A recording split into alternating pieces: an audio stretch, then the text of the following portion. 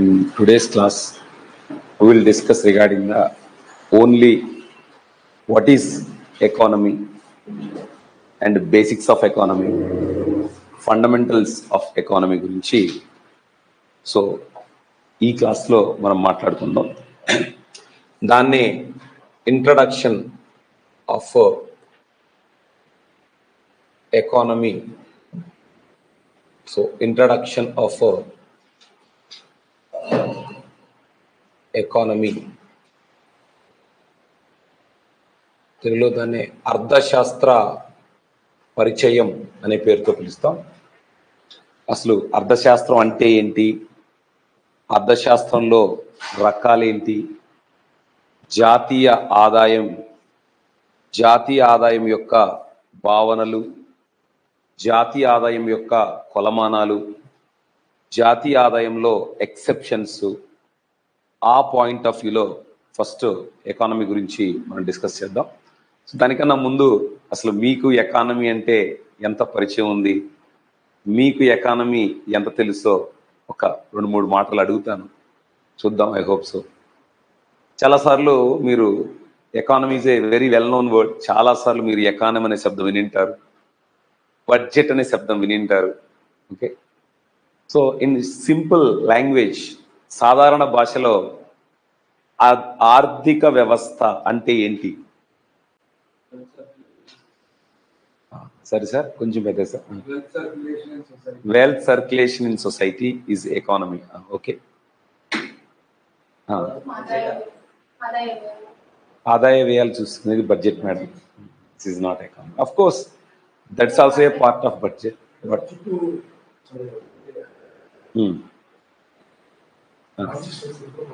మన చుట్టూ జరిగే ట్రాన్సాక్షన్స్ అన్నీ ఓకే బడ్జెట్, అంతేనా sir? Okay, whatever the transactions which is linked to each other, those aspects we call it as a budget, or you may say economy. So could you please tell me whether this slider is a part of economy or not? Whether this is a part of economy or not? Is it? ఇది ఎకానమీలో భాగమా కాదా? How you say this is a part of economy? In simple line, ఏ వస్తువునైనా ద్రవ్య రూపములో చెప్పగలిగితే that is a part of economy. Okay, any good which you can measure in terms of money, that is part of economy. Got the point, sir? But in books it's not written like this.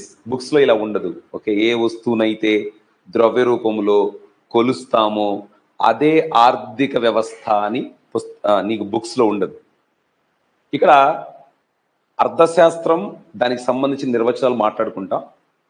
దాని తర్వాత మనం జాతీయ ఆదాయంకి వెళ్తాం, దాని తర్వాత జాతీయ ఆదాయ కొలమానాలకు వెళ్తాం. ఇది మన ఫస్ట్ చాప్టర్ యొక్క జర్నీ.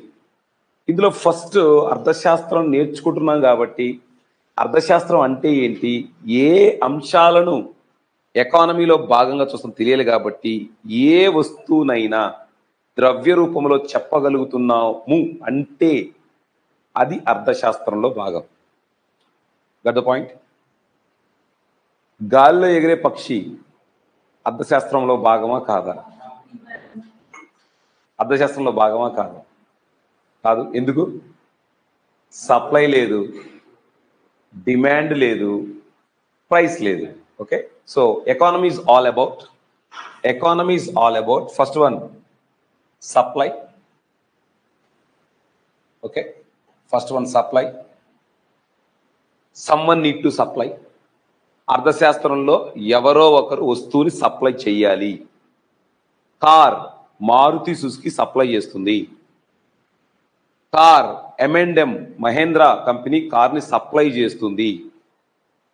ఓకేనా? My question is, why it is supplying car? Why Maruti Suzuki is producing the car? Why Maruti Suzuki is producing the car?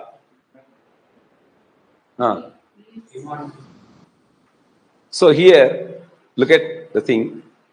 The most famous person, he is the reason for economy, Adam Smith. He says that any production, human want money. हम सिर्फ एक ही चीज के लिए काम करता है, पैसा. It's not my definition, Adam Smith definition. But in books it is written wealth. There is a word which is very famous by Adam Smith. So name of the word is wealth. Wealth. Sir, could you please explain in Telugu and Sampada?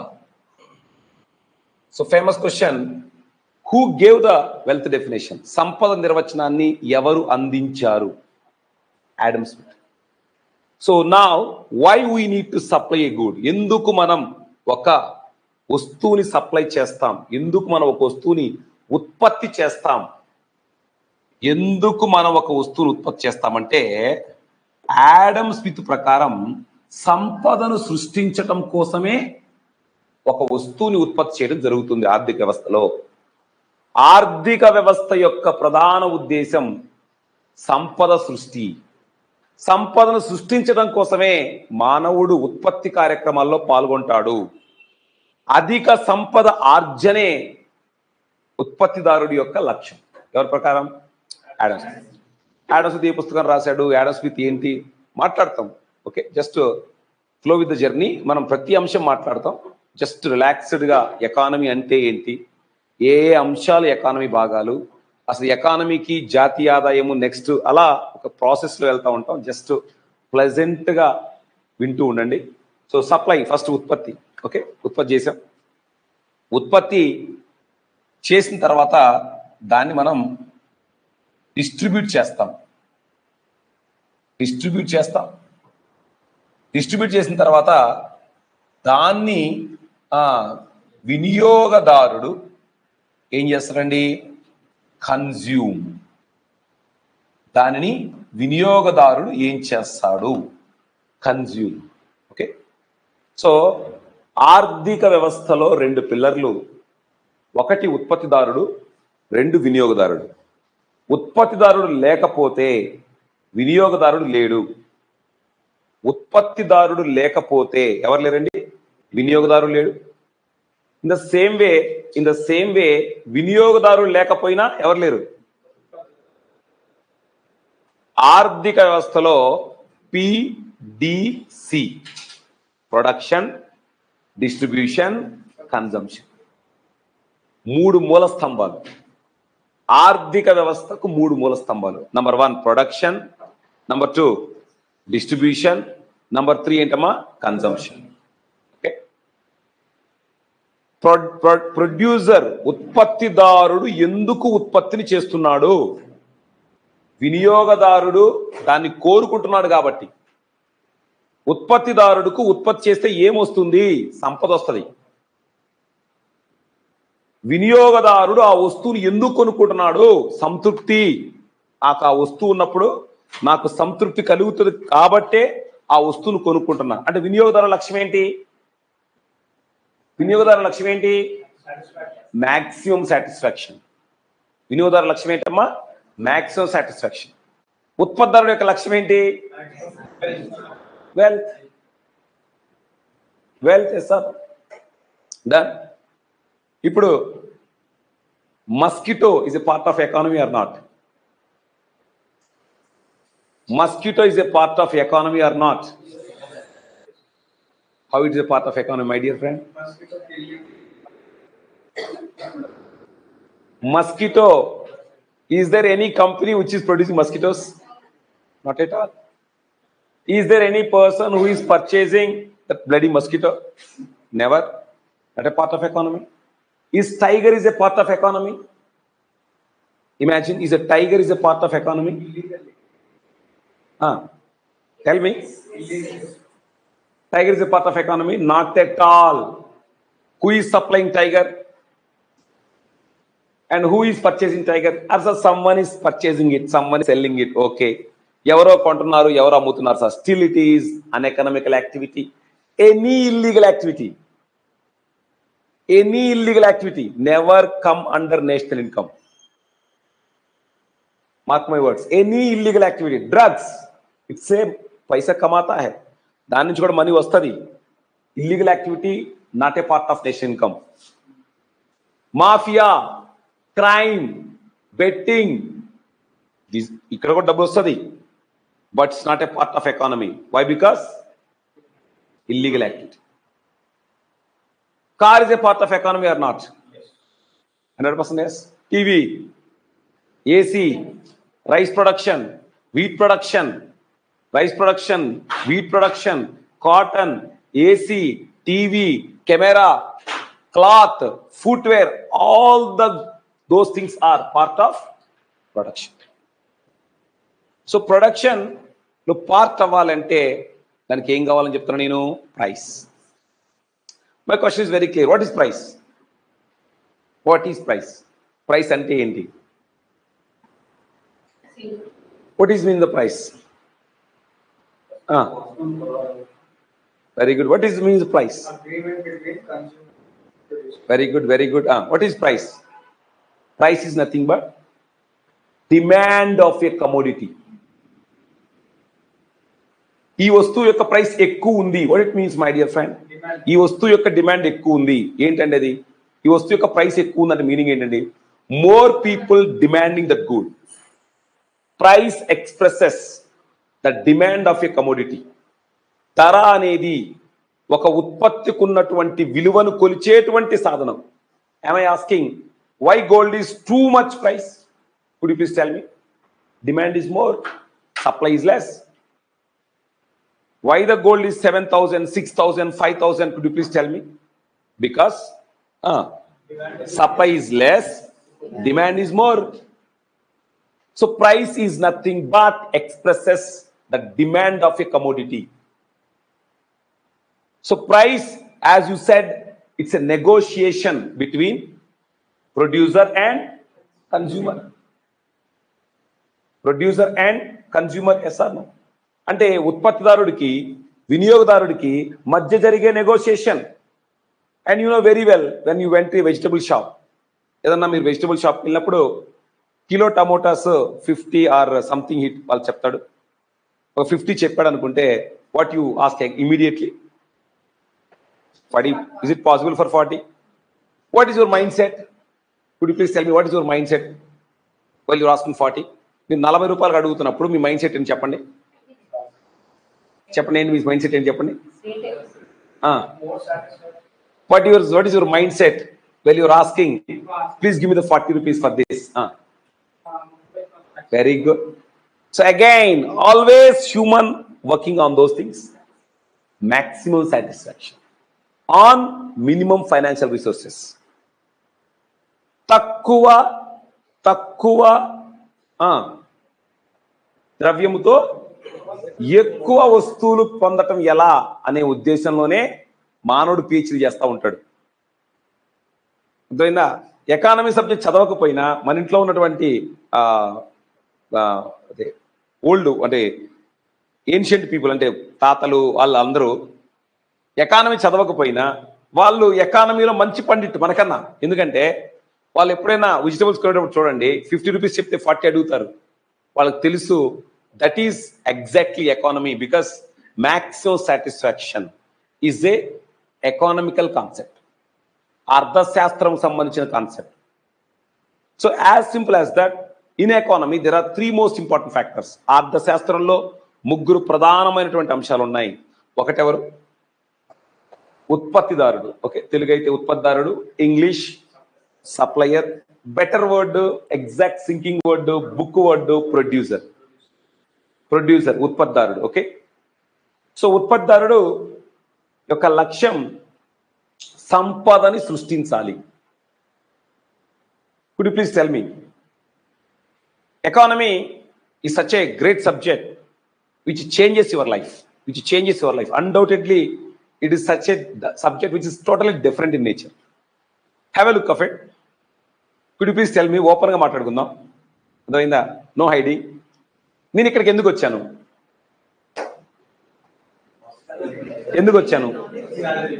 Money. Yes or no? కానీ బయటికి ఏం చెప్పాలి? Yes or no? So leave me నన్ను వదిలేసి, మీరు ఎందుకు వచ్చారు ఇక్కడికి? Job. Why you need job? Money. Money, yes or no? So why the politicians are working? రాజకీయ నాయకులు దేశం మీద ప్రేమతో పనిచేస్తున్నారా? Why they are working? Are they don't get the salaries? They are getting, absolutely getting their salaries, absolutely getting their maintenance salaries also. Maintenance వస్తుంది, salaries వస్తాయి, అసెంబ్లీలో కూర్చున్నందుకు కూడా డబ్బులు వస్తాయి. అసెంబ్లీలో చేసేదేం లేదు, అక్కడ కూర్చున్నందుకు అనకూడదే, బట్ అక్కడ కూడా డబ్బులు వస్తాయి. Sir, what there main intention? Earn money. Why? What is my intention? Earn money. What is your intention? Earn money. Yes or no? So what exactly Adam Smith is saying in 1776? He says very clearly, మానవుడు ఏ పని చేసినా అందులో ప్రధానమైనటువంటి ఉద్దేశం సంపదను ఆర్జించటమే. Look at the society, look at the Adam Smith. How relevant it is. How relevant it is. మానవుడు ఏ పని చేసినా అందులో అతను ఏం కోరుకుంటాడు? He expect economical benefit and he always move in that way where more money comes. Why you are not doing agriculture? Plus tell me, వ్యవసాయం ఎందుకు చేయడానికి ఇష్టపట్టాల నువ్వు? My dear friend, 6 months work చేస్తే 60,000 కూడా రావు. 6 months కూడా వర్క్ చేస్తే 60,000 కూడా రాకపోతే, is it possible to work? Is it possible to sustain your child? That means your thought process is that if you want to stay in service sector, you can earn more money. మీరు ఇప్పుడు government job ఏ sector అండి? Service sector.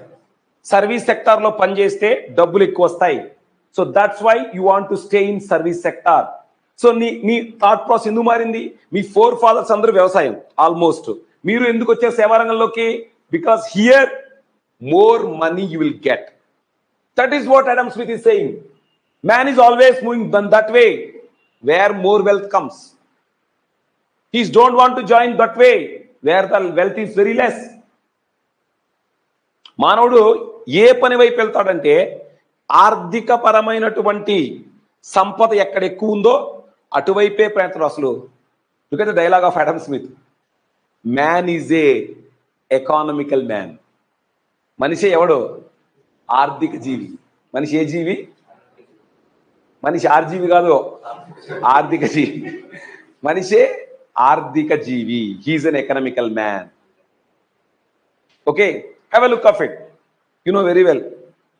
గుడికి వెళ్ళావు, దేవుడు దండం పెట్టుకున్నావు, పెట్టుకొని టెంకాయ కొట్టావు, కొబ్బరికాయ కొట్టావు, హారతి ఇచ్చావు. ఓకే, ఏమొచ్చింది? పుణ్యం వచ్చింది, అంతేనా? లేదా నువ్వు ఏదైనా కోరుకుంటే అది తీరుతుంది. Is it economical activity? Is it economical activity? ఆయన చేస్తున్నావుగా. Adam Smith ఏం చెప్పాడు? మానవుడు ఏ పని చేసినా మనీ కోసమే చేస్తాడు. ఎవరు చెప్తారు ఈ మాట? మరి నువ్వేం చేసావు? గుడికి వెళ్ళావు, దేవుడా నాకు ఉద్యోగం రావాలి, ఏం చదవకపోయినా రావాలి అని దండం పెట్టుకున్నావు. దండం పెట్టుకొని ఇంటికి వచ్చావు. మరి ఏమంటే ఉద్యోగం వచ్చిందా? లేకపోతే దండం పెట్టుకోగల తదాస్తన్నాడా? అంటే ఇక్కడ నా పాయింట్ ఏంటంటే, not all the elements which you can earn money. మానవుడు చేసే ప్రతి పని ఖచ్చితంగా అతను డబ్బుల కోసమే చేయడు. కొన్ని పనులు సంతృప్తి కోసం చేస్తాడు. ఆ సంతృప్తికి మనీ యాడ్ అయితేనే ఎకానమీ. మనీ యాడ్ అవ్వాలా? It's not a part of economy. పాపం భాగం ఎకానమీలో. ప్రేమ, ఆప్యాయత, అనురాగం, స్నేహం, బంధం, ఎకానమీకి సెంటిమెంట్ లేవు. ఎకానమీ ఇస్ ఎ ప్యూర్, చెప్పండి, economy is a pure monetary subject. నేను చెప్పట్లేదు ఇది. Who is saying this? Adam Smith is saying this. So now the most important, come to the most important element in the national income, and also we are creating the base. చాలా మంది అనుకోవచ్చు, మీకు కంగారు పడద్దు, GDP, GNP, NDP, NNP, we will discuss all those things. అన్ని విషయాలు discuss చేస్తాం. Just రిలాక్స్గా వినండి. Let us know the economy. It's a group 1. మీరు టార్గెట్ చేసేది ఆబ్జెక్టివ్ ఎగ్జామ్ కాదు, subjective exam. So that's why you need to learn the subject. ఇది group 2 exam కాదు. ఎందుకంటే ఆ కింది వాటిలో ఈ 4 జాతీయ ఆదాయాన్ని దేని ద్వారా లెక్కిస్తాము? GDP, NDP, GNP, NNP. Answer is NNP. అలా జరగదు. నువ్వు రాసేది group 1 examination. So group 1 examination కాబట్టి theoretical point of view, subject point of view and 360 degrees angles లో సబ్జెక్ట్ ఫ్యాక్ట్స్ తెలియాలి, సబ్జెక్ట్ తెలియాలి. అన్నీ తెలుసుకుంటేనే నువ్వు ఎగ్జామినేషన్ లో బెస్ట్ పెర్ఫార్మెన్స్ ఇవ్వగలవు. నేషనల్ ఇన్కమ్ అనేది మనం మాట్లాడుకోబోతున్నాం. దానికి సంబంధించి బేస్ వేసుకుంటున్నాం. దానికి సంబంధించి నీట్గా గుంత దొవ్వి, పిల్లర్స్ వేసి, స్లాబ్ వేసి నీట్గా దాన్ని అందంగా తయారు చేసుకోగలుగుతున్నాం. Without base, without proper structure you can't store the subject in your brain. Okay, done. Good morning. Good morning. Okay. Shall I have a look of it? So far you understand the things, 3 things very clearly. For an economy, there are 3 most important factors. Number 1, supply and production. Supply and production. And consumer, that means we the people. Consumer means we the people. My question is very clear. You know very well, production is the most important factor. చాలా సార్లు news పేపర్లో మీరు GDP పెరుగుతుంది, దేశం ముందుకు పోతుంది, మామూలుగా దేశం గ్రో అవటల్లా దేశం ఎక్కడికో పోతుంది. చదివావు లేదా? వృద్ధి రేటు అనే పదం చదివింటావు చాలాసార్లు న్యూస్ పేపర్లో. సహజంగా చాలా మంది న్యూస్ పేపర్ అనగానే క్రికెట్ లేకపోతే ఆ సినిమా పేపర్ లేకపోతే పొలిటికల్ డ్రామా చూస్తారు. My dear friend, as N adult, as N group 1 aspirant, always focus on business paper. ఇంతే ఉంటుంది బిజినెస్ పేపర్. ప్రతి పేపర్లో ప్రతిరోజు బిజినెస్ పేపర్ చదవాలి. కరెంట్ అకౌంట్ అంటే ఏంటి, క్యాపిటల్ అకౌంట్ అంటే ఏంటి, గ్రోత్ రేట్ అంటే ఏంటి, ఏడిబి ఏం చెప్తుంది, ఆర్బీఐ ఏం చెప్తుంది, ఆర్బీఐ రిపోర్ట్లు ఏమొస్తున్నాయి. గ్రూప్ 1 ఆస్పిరెంట్ గా ఆ పేపర్ని ప్రతిరోజు చూడాలండి, మర్చిపోవద్దు. ఓకే, సరే. చాలాసార్లు న్యూస్ పేపర్లో వృద్ధి రేటు అని చూసింటారు. కొన్నిసార్లు జీడిపి, కొన్నిసార్లు జీడిపి గ్రోత్ రేట్ 7.1, 7.2, 6.9, 6.8 చూసింటావు. My question is very clear. What it says? అది ఏం చెప్తుంది? గ్రోత్ రేట్ అంటే ఏంది, జీడిపి అంటే ఏంది, అది ఏం చెప్తుంది? ఏం చెప్తుంది అది? ఓకే, ఏం చెప్తుంది అది? What it says exactly? How it is related? Total income of a nation, development of a nation. So have a look of it. Could you please have a look of it? My income is 1 lakh rupees per month. Imagine how my lifestyle is. I will maintain a bike, I will rent a house, I will manage my groceries, etc., etc. Isn't it? Yes or no? Yes or no? Imagine my income is 1 crore per 1 month. Imagine my income is 1 crore for 1 month. How my lifestyle will be? Big car and duplex house, okay, car driver, etc. Yes or no? So how income change your life? Same production change country's life. మీ ఆదాయం మీ యొక్క జీవితాన్ని ఏ విధంగా అయితే మారుస్తుందో, దేశంలో ఉత్పత్తి దేశం యొక్క ఆర్థిక వ్యవస్థ యొక్క స్ట్రక్చర్ని మార్చేస్తుంది. ఆ ఉత్పత్తి పెరుగుతుంది అంటే దేశం అనేది ఆర్థికంగా ముందుకు పోతుంది. How you measure a country is growing or not? అసలు దేశం వృద్ధి చెందుతుందా, దేశం యొక్క భవిష్యత్ ఏంటి అని చెప్పేది ఎవరు? ఉత్పత్తి. ఉత్పత్తిలో వచ్చే పెరుగుదలనే వృద్ధి అంటాం. ఏమంటామండి? వృద్ధి. ఉత్పత్తిలో వచ్చే పెరుగుదల ఏమంటాం? వృద్ధి. ఇంకా అర్థమయ్యేటట్టు చెప్తాను, చూడండి. Imagine there are 2 years, same company A 2023. Company A, same company A, 2024. In company A, in 2023, we produced 1,000.